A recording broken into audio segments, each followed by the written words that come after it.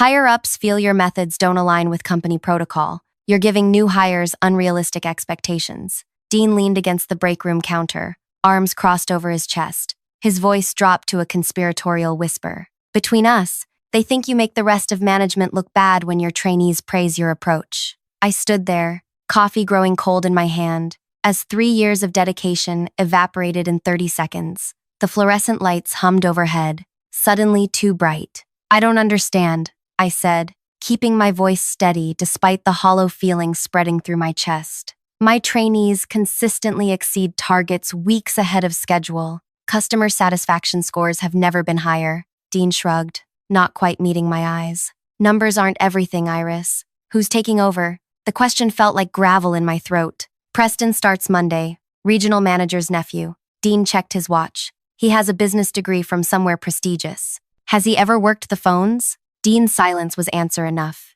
I nodded, carefully placing my untouched coffee on the counter. Is that all? You'll need to turn over your training materials by end of day. Dean pushed himself off the counter. And Iris? Don't make this difficult. The decision came from above. I spent the weekend boxing up my personal items from the training room. 3 years of carefully crafted guides, situation cards, and troubleshooting flowcharts, all developed after hours on my own time. I'd made the mistake of never formally copywriting them as my own intellectual property. Monday morning arrived with Preston strutting through the door in a suit that probably cost more than my monthly rent. He was younger than I expected, maybe 25, with carefully styled hair and a smile that seemed permanently fixed to his face. You must be Iris. He extended his hand. I've heard so much about you. I'm looking forward to taking training to the next level. Behind him, 5 new hires waited nervously, their eyes darting between us. The training room is through there, I said, ignoring his outstretched hand. Materials are on the desk. His smile faltered for just a moment. Actually, I brought my own curriculum, very cutting-edge stuff from my graduate studies. As I turned to leave, he called after me. Oh, and Dean mentioned you should stick to your regular duties from now on. No dropping by training sessions. Might confuse the new folks. I looked back at the new hires, seeing the uncertainty in their eyes. They had no idea what they were in for. Good luck, I said, and meant it. Before I continue with what happened next, if you're enjoying this story so far, please hit that like button and subscribe to the channel. Trust me, what happens over the next few weeks in that call center is something you won't want to miss. Drop a comment letting me know if you've ever had your hard work dismissed like this. My name is Iris Meadows, and until that morning, I'd been the top trainer at Midwest Customer Solutions for 3 years running.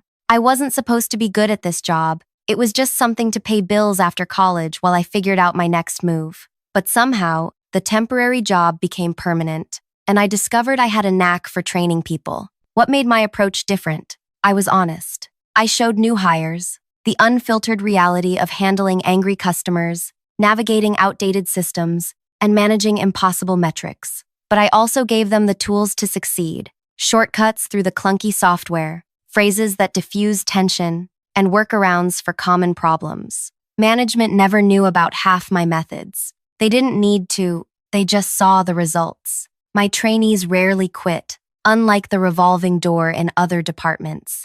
Customers asked for them by name. Satisfaction scores climbed month after month. I'd trained over 200 new hires in my time. Some moved on to better opportunities, but most stayed, creating a loyal base of employees who respected me. I'd never wanted a management position. I preferred working directly with people, rather than drowning in reports and meetings. By Wednesday of Preston's first week, whispers reached me. The new training consisted entirely of slide presentations about company history and generic customer service platitudes. When trainees asked practical questions, Preston directed them to the outdated manual or told them they'd learn on the job. Ling, one of the new hires, caught me in the break room. Her eyes were red from crying. I don't understand anything he's teaching us, she whispered, glancing over her shoulder. We haven't even practiced using the system yet, and we're supposed to take calls tomorrow. I wanted to help her, but I'd seen Dean watching me closely all week. You'll figure it out, I said, hating myself for the words.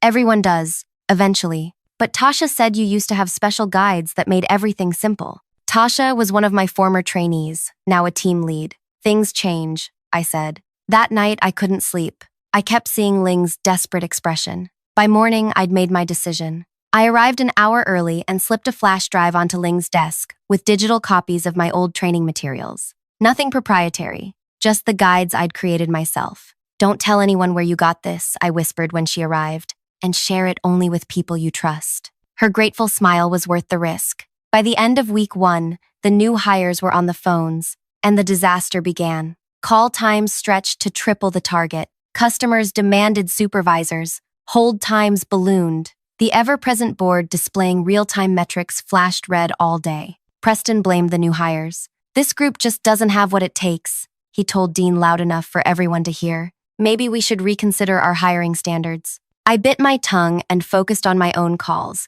setting personal records for efficiency while chaos swirled around me. Several of my former trainees did the same, creating islands of competence in a sea of confusion. Week 2 brought the first performance reviews. Not a single new hire had met their targets. Dean paced the floor, stress evident as complaint emails piled up from frustrated customers. The new hires looked shell-shocked, jumping at the sound of incoming calls. I was getting coffee when Preston cornered me in the break room. "I know what you're doing," he said, voice low. "Making coffee?" I raised an eyebrow. "You're sabotaging my training program, setting me up to fail." I stirred my coffee slowly. "I haven't done anything. The new hires keep mentioning your methods. Someone's sharing information. Sounds like people talking about what works. That's not a crime." His face flushed. "I've spoken with Dean. From now on, you're banned from all training sessions and discussions. You're not to speak to any new hire about procedures or methods. You're making management look bad. By doing my job well? By undermining authority," he snapped. "This isn't just about you anymore. The regional director is visiting next month, and these numbers need to improve. Stay in your lane, Iris." As he stormed out, Tasha slipped in. "Trouble with the golden boy?" "Nothing I can't handle." I sipped my coffee. "How's your team doing?" "Drowning. The new system update makes everything worse, and these new hires don't know the basics." She lowered her voice. "Some of us are teaching them after hours, but there's only so much we can do." "Be careful," I warned. "Apparently I'm contagious." Tasha snorted. "Too late for warnings. Half the floor already thinks you were done dirty. Just keep your head down. This will sort itself out." "Will it?" She gave me a searching look. "You've been here longer than I have. When has anything sorted itself out without someone forcing the issue?" She was right. Problems didn't solve themselves. But direct confrontation wasn't my style. I'd learned long ago that the loudest voice rarely won in the end. By the end of week 2, the metrics were worse. Customer complaints had doubled. Call abandonment rates were at an all-time high. Dean started taking long meetings that everyone knew were just him hiding in his office. On Monday of week 3, Ling didn't come in. Her desk sat empty, her resignation email brief and to the point. "This position is not as described during the interview process. I have accepted employment elsewhere." Preston acted as if nothing had happened. The remaining 4 new hires looked increasingly desperate. One, Marco, asked me for help when Preston stepped out. "I don't understand the billing system at all," he admitted. "Every time I try to process a refund, I get locked out." I glanced around to make sure no one was watching. "There's a workaround," I whispered, leaning over as if checking his screen for another reason. "When it asks for the authorization code, enter the date backward, followed by the first 3 digits of the customer ID." His eyes widened. "That's not in any of the training materials." "Because it's not official, but it works." As I showed him the steps, Preston returned. His face darkened when he saw us. "Marco, I believe you have calls waiting," he said sharply. "Iris, a word?" Marco scrambled back to his station while Preston pulled me aside. "I thought I made myself clear," he hissed. "You are not to interfere with my trainees." He asked a simple question about the system. Then he should have asked me. Preston straightened his tie.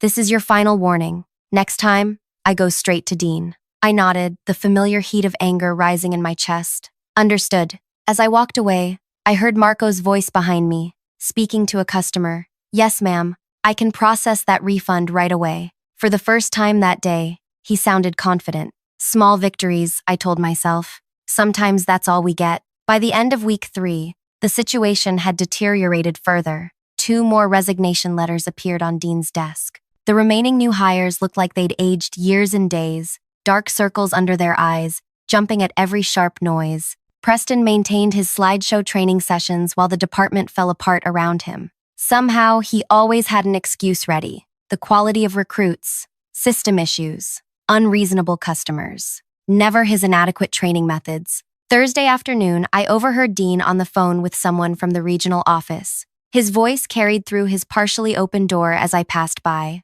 "I understand the numbers are concerning," he said, pacing behind his desk. "But we're implementing new strategies as we speak. Yes, I'm aware of the resignation rate. No, I don't think returning to the previous training method is necessary." There was a long pause. "With all due respect, sir, that trainer had unorthodox methods that didn't align with company policy. Yes, I'm aware her results were good, but yes, sir, I understand. The regional director's visit is still scheduled for the 15th. We'll have things turned around by then." He hung up and dropped heavily into his chair, not noticing me outside his door. I continued walking, mind racing. The regional director was still coming, and clearly, the higher-ups had noticed the sudden drop in performance. Week 4 brought a tense Monday morning meeting. Dean stood at the front of the room, dark patches of sweat visible under his arms, despite the aggressive air conditioning. "Our Q3 numbers are the worst in company history," he announced, voice strained. "Customer satisfaction is down 42%. Call resolution times have nearly doubled. We've lost 5 new hires in 3 weeks." Preston sat in the corner, typing furiously on his laptop as if documenting every word. "The regional director will be here next Friday," Dean continued. "She'll want explanations, solutions, results." His eyes scanned the room, avoiding mine. "I need everyone at their best. No exceptions, no excuses." After the meeting, Tasha caught up with me at my desk. "This is insane," she muttered. "Everyone knows what the problem is, but no one will say it. That's office politics for you." "It's more than that," she lowered her voice. "Word is, Preston's uncle is grooming him for a regional position. This training gig is just a stepping stone. Whether he succeeds or fails doesn't matter. He's moving up regardless." The injustice of it hit me like a physical blow. "So we all suffer while he builds his resume? Welcome to corporate America." Tasha squeezed my shoulder. "Some of us are updating our resumes. You might want to do the same." I nodded absently, but inside, something hardened. I'd spent 3 years building something valuable here. I wasn't ready to walk away just because someone with connections had decided I made management look bad. That afternoon, I noticed Marco helping another new hire, Zoe, with a difficult customer. He was showing her my refund trick. Preston saw it too, marching over immediately. "That's not the approved procedure," he said loudly. "Where did you learn that?" Marco froze. "I figured it out myself." "No, you didn't. That's one of Iris's unauthorized shortcuts." All heads turned toward me. I kept my eyes on my screen, heat crawling up my neck. "It works," Marco said quietly. "The official way takes twice as long." "That's not the point," Preston's voice rose. "We follow approved procedures here, not shortcuts." But the customer was getting angry. "That's enough," Preston cut him off. "Both of you, in the training room, now." I watched as they followed Preston. Zoe's shoulders slumped in defeat. An hour later, Marco emerged alone, face grim as he gathered his things. "What happened?" I whispered as he passed my desk. "I quit," he said simply. "Life's too short." By the end of day, Zoe had submitted her resignation too. 6 down, 6 to go. That night, I stayed late, waiting until the office emptied. When everyone had gone, I logged into the system and pulled reports, call statistics, customer satisfaction scores, employee retention rates. I created graphs comparing the 3 months before Preston's arrival to the month after. The contrast was stark, undeniable. I printed a single copy, slid it into a folder labeled "Suggestion for Improvement," and dropped it into the company suggestion box. No name, no fingerprints, just data telling its own story. The next morning, Dean looked like he hadn't slept. His hands shook slightly as he poured his coffee. "Iris," he called as I passed the break room. "A word?" I stepped inside, keeping my expression neutral. "How are things going on the floor?" he asked, stirring his coffee absently. "About as well as the metrics suggest," I replied carefully. He winced. "Look, I know things have been challenging since the training transition. That's one way to put it. The thing is," he lowered his voice, "Preston's uncle and the regional director have history, bad history. She's looking for any excuse to push back against his influence." Understanding dawned, and Preston's failure would give her that excuse. Dean nodded slightly. "I'm caught in the middle here. If I undermine Preston, his uncle makes my life hell. If I support him while the department crashes, the director might clean house entirely. Sounds like you made your choice 3 weeks ago." I said, unable to keep the edge from my voice. I did what I thought was best at the time. He looked genuinely distressed. But now I need your help. The director arrives in 8 days. Is there any way you could, I don't know, share some of your methods with Preston, just to get us through the inspection? The audacity of the request left me speechless for a moment. After forcing me out, after banning me from training, after watching half the new hires quit, now he wanted my help? Let me get this straight, I said slowly. You want me to teach Preston how to do the job you took from me, so he can impress the director and take credit for my methods? Dean had the grace to look ashamed. When you put it that way, that is the only way to put it. I stepped toward the door. You made this bed, Dean. Now you get to lie in it. As I walked away, another resignation appeared in Dean's inbox, the 7th in a month. The next few days brought a strange, tense calm to the office. Preston continued his training sessions with the remaining 5 new hires, but there was a desperate edge to his voice, audible even through closed doors. Dean barely left his office, emerging only for essential meetings, his face growing more haggard by the day. Thursday afternoon, I received an unexpected email from the regional director herself. Miss Meadows, I've reviewed the anonymous suggestions submitted to your branch last week. The data presented is concerning, to say the least. I'd appreciate the opportunity to speak with you privately during my visit tomorrow. Please clear your calendar for 2 p.m. Regards, Eleanor Vance, Regional Director. My heart raced as I read it. How had she connected the suggestion to me?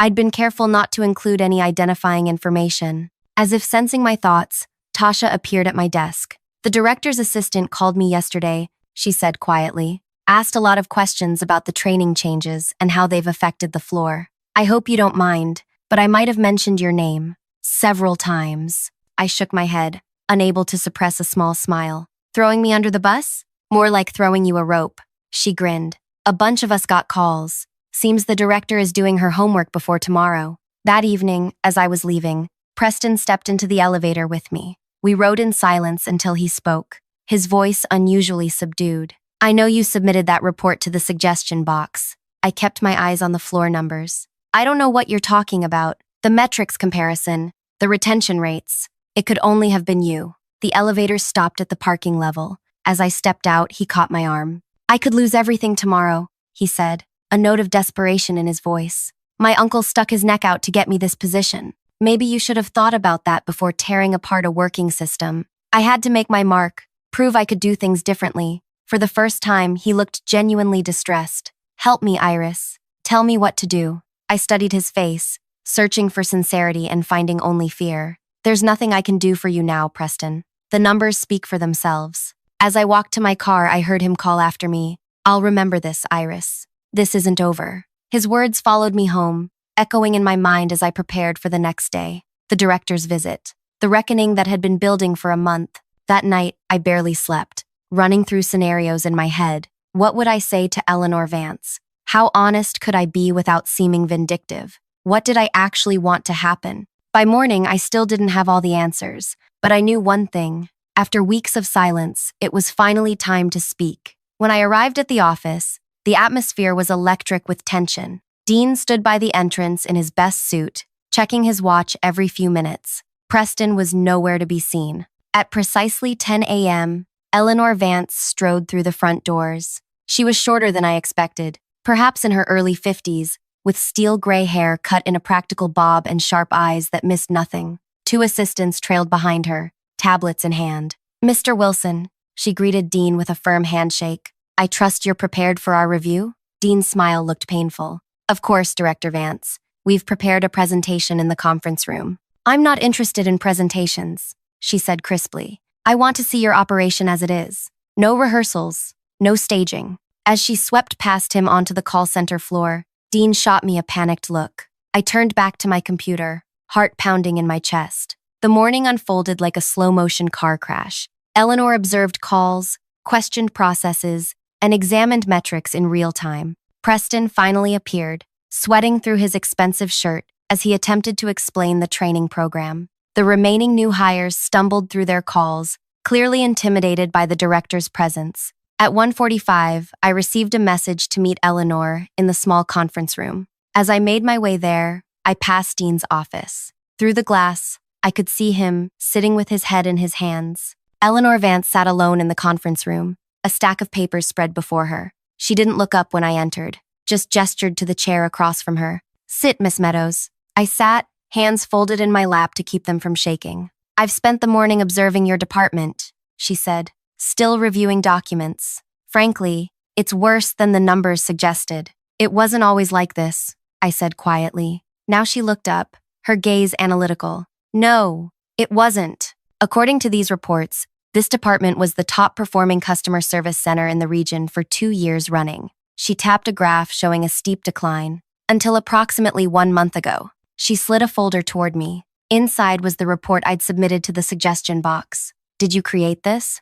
There was no point denying it. "Yes." "Why anonymously?" "I was told not to interfere with the new training program." "By whom?" "Dean Wilson and Preston Hayes." She made a note. "Tell me about your training program, Iris, the one that was replaced." For the next 20 minutes, I explained my approach. The practical hands-on training, the troubleshooting guides, the authentic preparation for difficult customers. She listened without interruption, occasionally making notes. "And all this was developed on company time?" she asked. "Some during, most after hours," I admitted. "I saw problems that needed solutions. Yet you never sought promotion to management?" "I preferred working directly with people, making an immediate difference." She studied me for a long moment. "Do you know why I requested this meeting?" I assumed it was about the report, partially. She closed her folder. 3 weeks ago, I started receiving emails from former employees of this center. All recent resignations, all citing the same issues: inadequate training,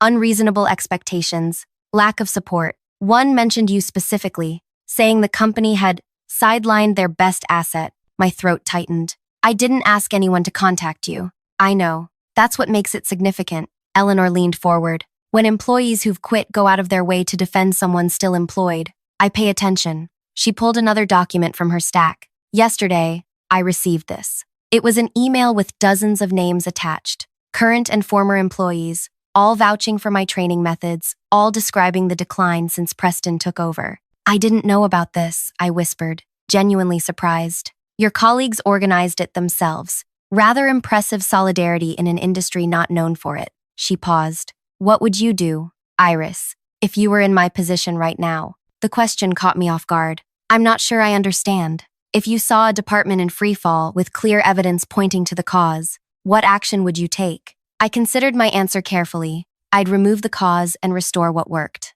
Simple as that? Simple doesn't mean easy, I acknowledged. There would be complications, such as Preston's uncle, Regional VP Hayes. Eleanor's mouth curved slightly. "Yes, I'm aware of that particular complication." She gathered her papers, straightening them with precise movements. "One last question. If you had the opportunity to rebuild what was dismantled, would you take it, even knowing certain people would resist?" My heart raced. "Yes," without hesitation. "Good." She stood. "Wait here, please." Eleanor left me alone in the conference room for nearly 30 minutes. Through the glass walls, I watched her move across the floor, speaking with various employees, inspecting workstations. Eventually, she entered Dean's office, closing the door behind her. 10 minutes passed. 15. The glass walls of Dean's office prevented me from hearing anything, but the body language told its own story. Eleanor speaking firmly, Dean's shoulders progressively slumping, occasional glances toward the training room where Preston was working with the remaining new hires.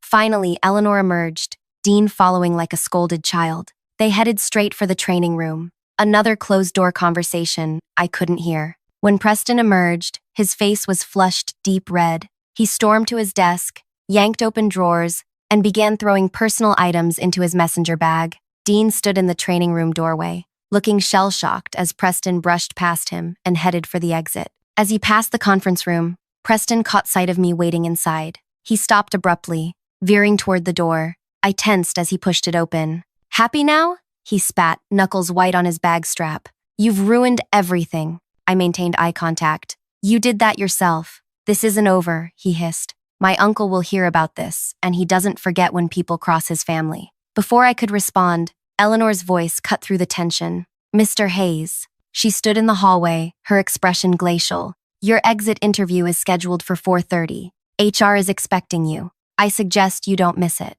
Preston's jaw worked silently. With one last venomous glance at me, he turned and stalked toward the exit, shoulders rigid with fury. Eleanor watched him go before turning to me. Are you all right? Fine, I said, though my heart was still racing. What happens now? Now we rebuild. She gestured for me to follow her. Come with me. She led me to the large conference room where most of the staff had gathered. Uncertainty hung in the air as Eleanor took position at the front. Dean stood to one side, looking both relieved and apprehensive. I've completed my initial assessment, Eleanor announced. The situation is as serious as the numbers indicated, but not irreparable. Effective immediately. I'm implementing several changes. She outlined a restructuring plan, new performance metrics, revised scheduling, and most significantly, an overhaul of the training program. To lead this overhaul, she continued, I'm creating a new position, Director of Training and Development. She paused, eyes finding mine in the crowd.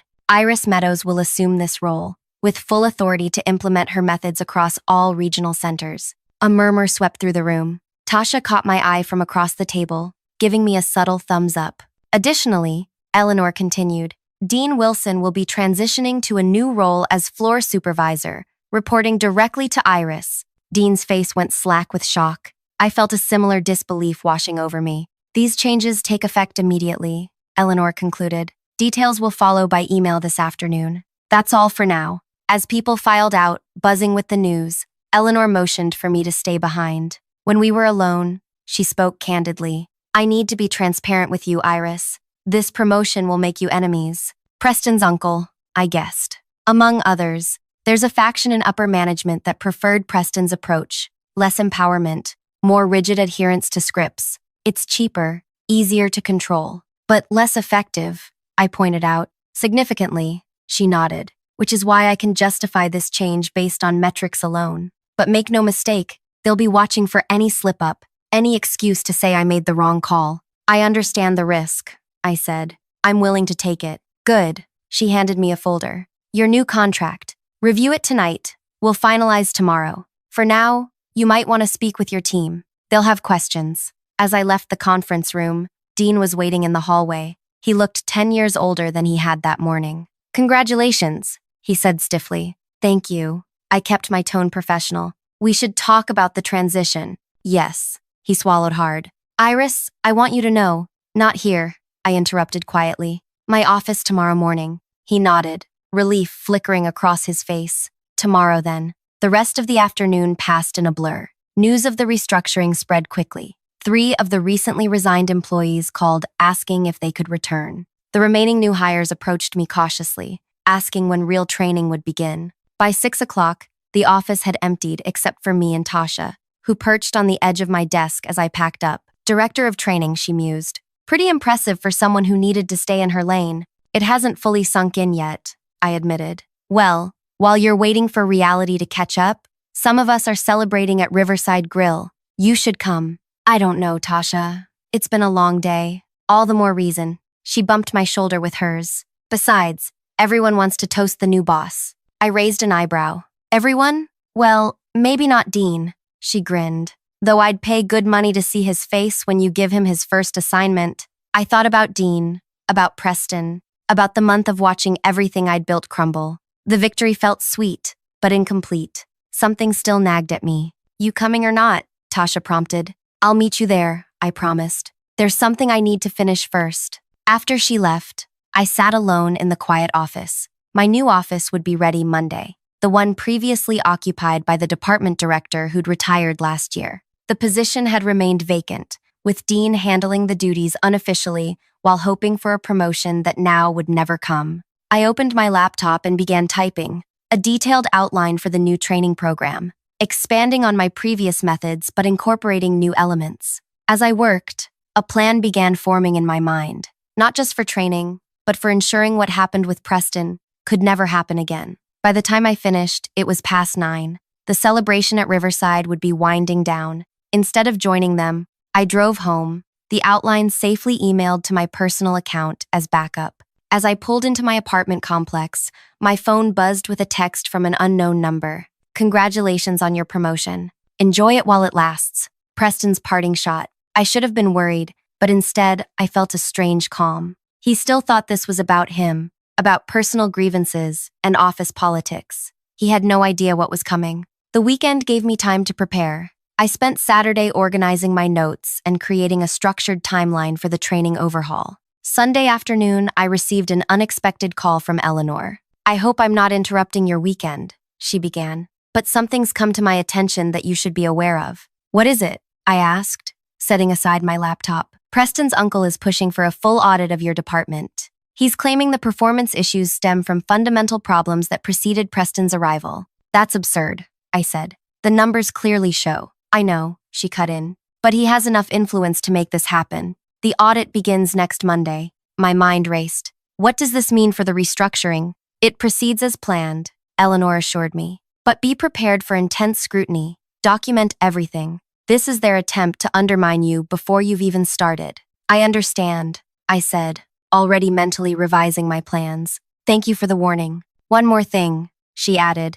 "Preston has accepted a position at the Eastern Regional Office. Different department, but you should know he'll still be within the company." After we hung up, I sat motionless, absorbing this new information. An audit, Preston's still in the company, his uncle gunning for me. The game had changed, but so had the stakes. My initial satisfaction at regaining control of the training program now seemed naive. This wasn't just about restoring what worked, it was about defending it against people with the power and motivation to tear it down again. Monday morning arrived with a sense of expectation humming through the office. My new office had been prepared over the weekend, larger than my previous workspace, with glass walls offering a view of the entire floor. Someone had placed a small plant on the desk with a card signed by several team members. At 9 sharp, Dean knocked on my open door, looking uncomfortable in business casual rather than his usual suit. The demotion had already altered how he presented himself. "Come in," I said, gesturing to the chair across from my desk.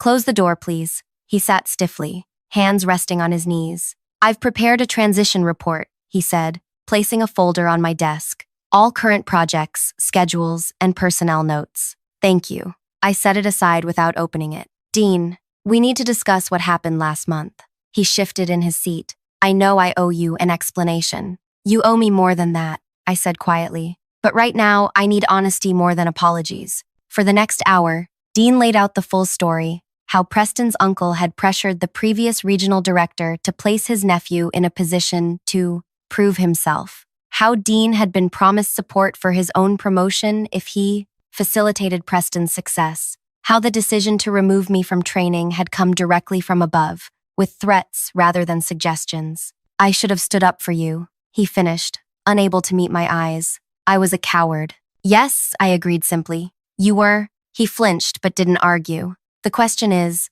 I continued, "what are you now? Because an audit team arrives next Monday, and I need to know if you're with me or against me." His head snapped up. "An audit? Already?" I nodded. "Preston's uncle is moving quickly." Dean ran a hand through his thinning hair. "They'll tear everything apart, looking for any mistake, any weakness." "I'm aware. That's why I need to know where you stand." He was quiet for a long moment. "I've worked here 12 years, he finally said. "This company has been my whole career. If I help you against Preston's uncle and we lose." "We won't lose," I said with more confidence than I felt. "But only if everyone is aligned." Dean studied my face, perhaps seeing something there that helped him decide. "What do you need from me?" "Everything you know about Preston's uncle. Every email, every conversation, every directive that came down regarding the training program. I need a paper trail." "Some of it was verbal only," he warned. "Then write it down, with dates and times, to the best of your recollection." He nodded slowly. "I can do that. What else?" "I need you to run interference with the floor supervisors. Some of them are still loyal to the old way.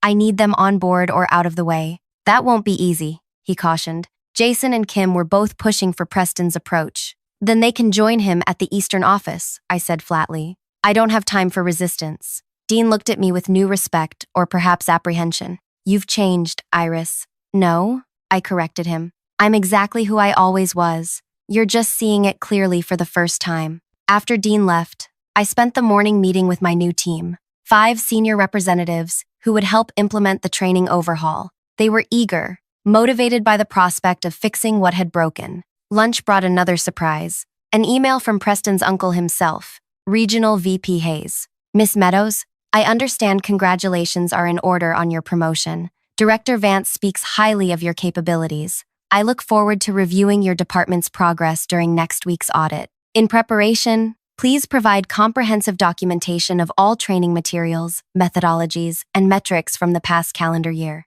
Our audit team will require complete access to all systems and personnel. Best regards, Richard Hayes, Regional Vice President. The message was professional, even cordial on the surface, but the subtext was clear. Prepare to be dissected. I forwarded the email to Eleanor with a simple question. Standard procedure? Her response came minutes later. No, this is targeted. Proceed carefully. By mid-afternoon, word of the audit had spread through the department. Tasha appeared in my doorway, concern evident on her face. Is it true? Hayes is sending in his people? Next Monday, I confirmed. That's not enough time to fix everything Preston broke. No, I agreed. It's not. She closed the door and lowered her voice. Some of us were talking. If they're coming to find problems, we could give them the opposite. Make everything look perfect for the week they're here. You mean fake the numbers? I shook my head. That would only make things worse when discovered. Not fake, she clarified. Just everyone working at their absolute best. No breaks, no complaints, everyone helping the new hires. We can maintain it for a week. I considered her suggestion. It wasn't dishonest, exactly, but it wasn't sustainable either, and it wouldn't address the fundamental issues the audit would uncover. I appreciate the loyalty, I told her, but we need to take a different approach. This isn't just about surviving an audit. It's about making sure this never happens again. What do you have in mind? I smiled slightly. I'm still working on the details, but when I'm ready, I'll need everyone on board. You've got us, she assured me, whatever it takes. As the day ended, I reviewed what I'd learned. The audit scope, Preston's new position, his uncle's influence. The pieces of the puzzle were falling into place, revealing a picture more complex than I'd initially imagined. This wasn't just about one department or one training program. It was about a system that allowed connections to override competence, that valued appearance over results.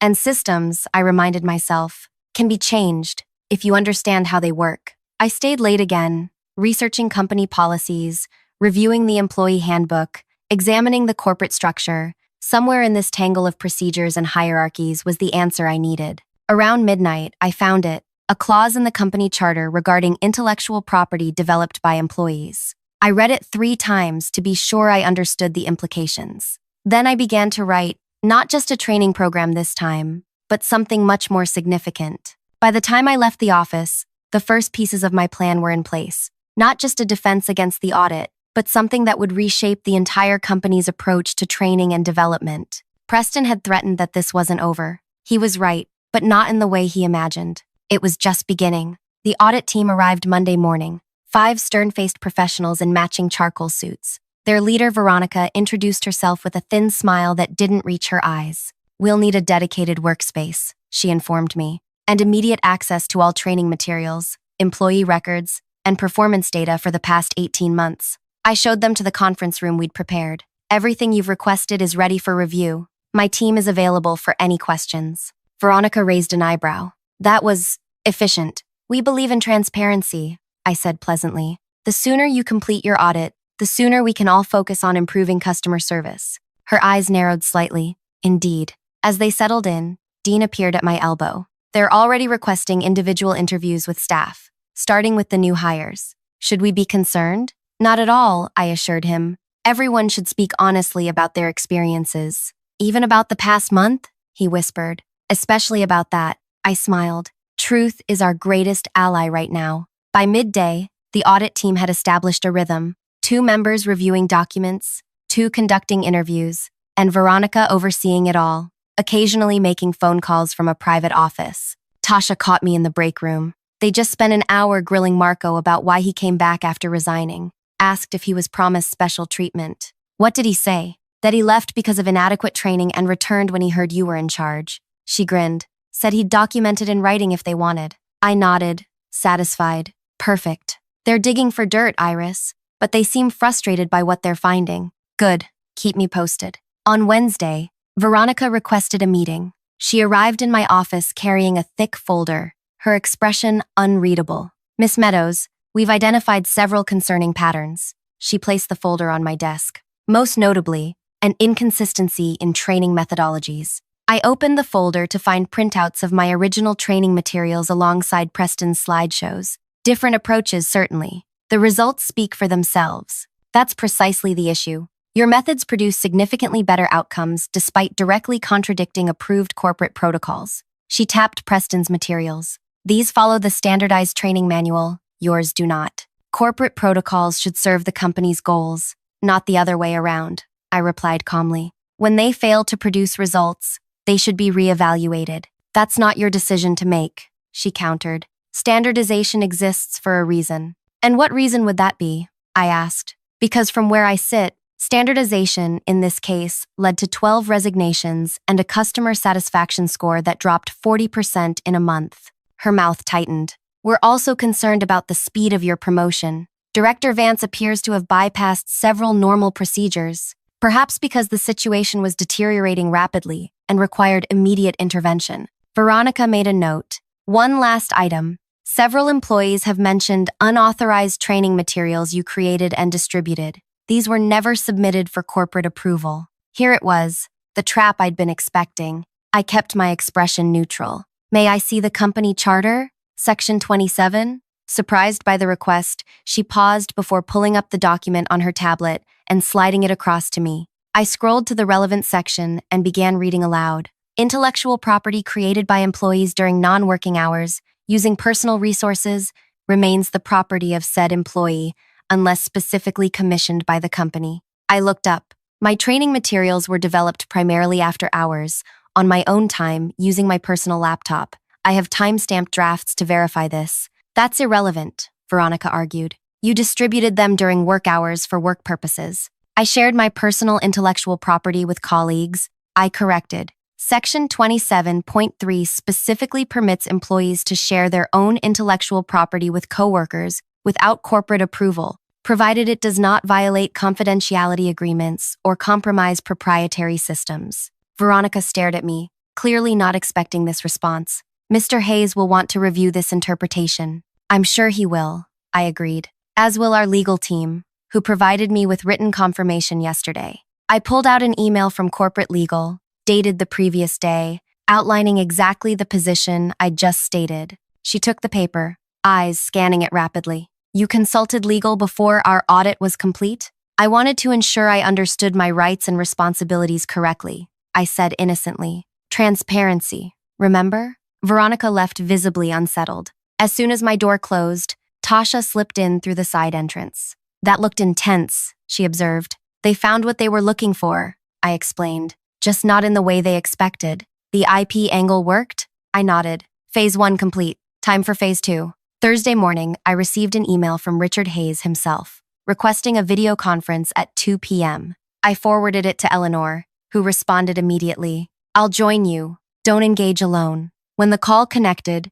Hayes appeared on screen, a silver-haired man with Preston's same tight smile. Eleanor sat beside me, her presence, a silent statement of support. Miss Meadows, Director Vance, Hayes greeted us with professional coolness. I understand our audit has uncovered some interesting findings. If by interesting you mean evidence that your nephew's training approach caused significant damage to one of our best-performing departments, then yes, Eleanor replied before I could speak. Hayes's smile tightened further. The audit is ongoing. I wouldn't draw conclusions prematurely. With respect, Mr. Hayes, I interjected. The data is unambiguous. Customer satisfaction dropped 42%. Call resolution times doubled. 12 employees resigned in 4 weeks. Those aren't conclusions. They're facts. Facts can be interpreted in many ways, he countered. A transitional period often shows temporary declines before improvement. There was no sign of upcoming improvement, Eleanor stated flatly. Quite the opposite.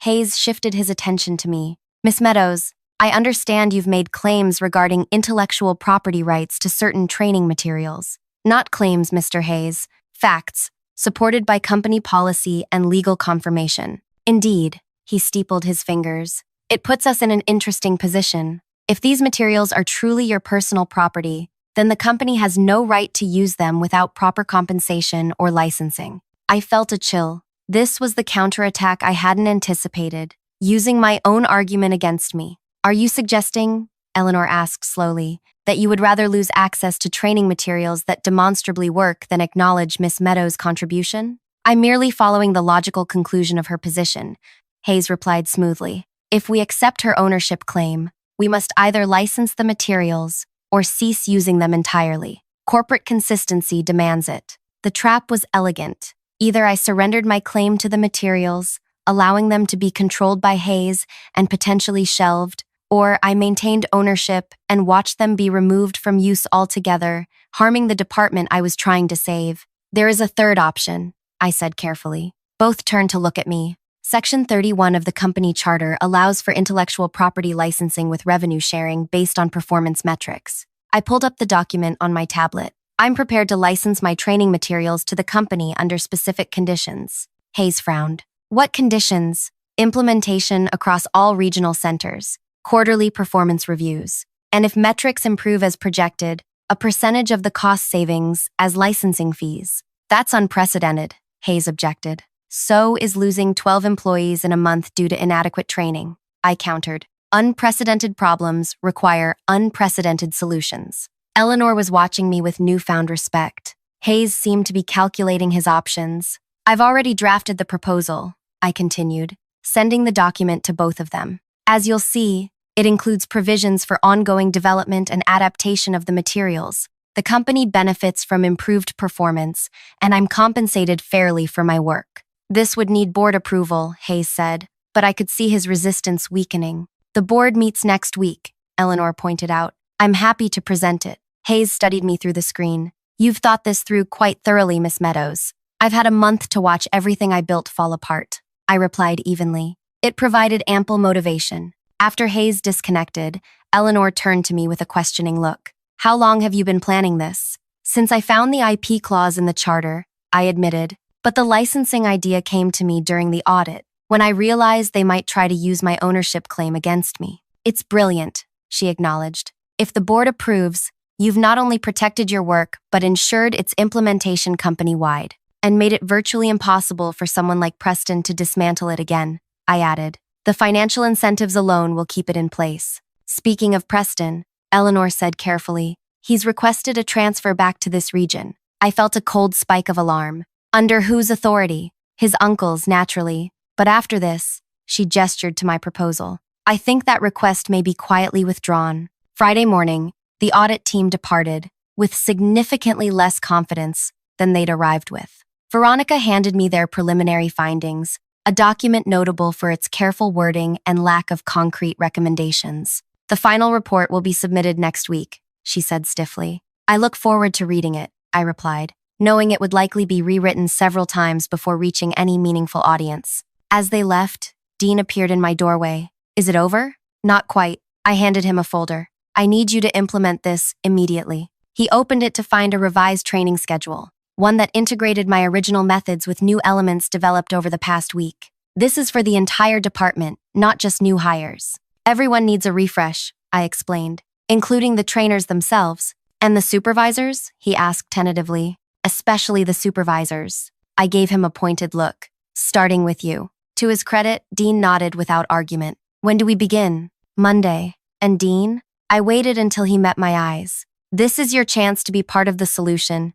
Don't waste it. The following Wednesday, Eleanor called with the news. The board had approved my licensing proposal with minor modifications. My training materials would be implemented across all regional centers, with quarterly reviews and performance-based compensation. There's more, she added. Richard Hayes has announced his early retirement, effective next month. I sat back in my chair, absorbing the implications. And Preston? Transferred to the Western region, far from his uncle's influence. He'll be starting over with no special treatment. That evening, I stayed late again, but not to work. I walked the floor of the call center, now quiet, after hours. 6 months ago, I'd been a trainer with no official authority, building something I believed in despite limited support. Now I stood as a director with a company-wide mandate and the means to ensure my work would continue regardless of office politics or personal connections. As I passed Dean's desk, I noticed a small frame he'd recently added, the customer satisfaction score chart from the past week,